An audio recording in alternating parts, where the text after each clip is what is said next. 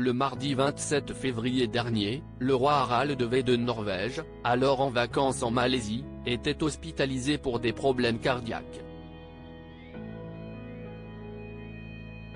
À la suite de la pose d'un stimulateur cardiaque temporaire, il avait pu être rapatrié et, après un délai pour guérir de son infection, le souverain s'était vu poser un stimulateur cardiaque permanent. Les nouvelles étaient rassurantes, et le roi Harald V avait même posé pour un portrait de famille. Cependant, le vendredi 5 avril, comme l'ont rapporté nos confrères de Hello, le palais a annoncé que le roi de Norvège, qui devait reprendre ses activités le lundi 8 avril, allait prolonger son arrêt maladie. Cela dit, Harald V ne restera pas longtemps éloigné du trône, son retour est prévu le 22 avril.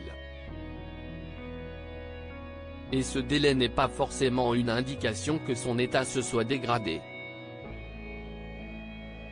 À l'âge de 87 ans, il n'est guère étonnant que le monarque ait besoin de se reposer davantage après sa lourde opération. En outre, avec son historique médical, les médecins du roi ont toutes les raisons de vouloir se montrer prudents. Selon les informations de Hello, c'est le prince héritier Haakon qui prendra en charge les obligations de son père, avec l'aide d'autres membres seniors de la famille royale.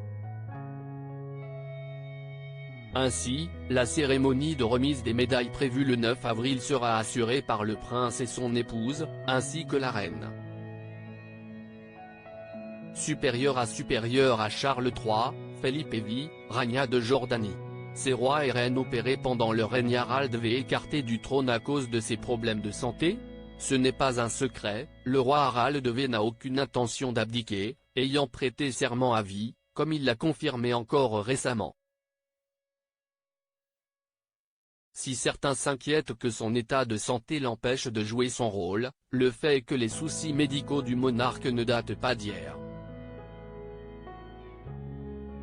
Et à tout prendre, son fils, le prince héritier Haakon, préfère probablement assurer l'intérim de temps à autre plutôt que de monter officiellement sur le trône.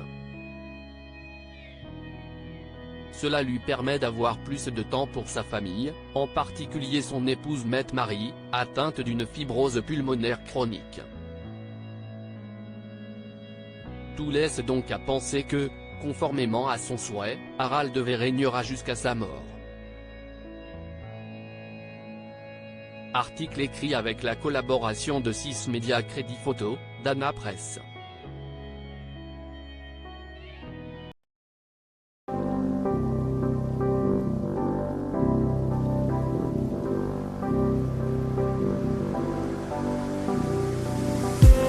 I just need